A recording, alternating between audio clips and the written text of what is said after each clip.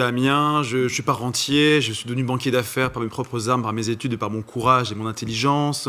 Et toujours cette construction un peu du self-made man à l'anglaise. Et d'ailleurs, il est vraiment dans un discours à l'anglo-saxonne, quand il demande aux gens l'esprit de conquête, j'ai l'impression qu'il donne un cours d'entrepreneuriat, donc c'est un peu malaisant pour des gens en effet qui n'ont pas les moyens de se lancer dans cette aventure entrepreneuriale.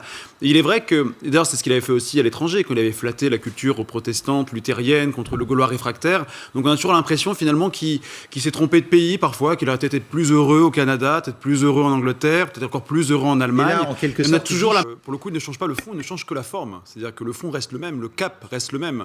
C'est difficile de nous faire croire aujourd'hui qu'à l'issue du grand débat national, Emmanuel Macron va dévier de son programme et de sa promesse initiale. Et d'ailleurs, ce serait étrange qu'il le fasse, parce que finalement, c'est vrai qu'il a été élu sur un programme, sur une promesse, sur des mesures qu'il applique. Donc finalement, la seule chose qui change, c'est la pédagogie et la manière de procéder. Et il revient finalement, Emmanuel Macron, de la campagne présidentielle, qui était dans cette logique horizontale, qu'on a perdue par la suite au profit d'une verticalité un peu autoritaire.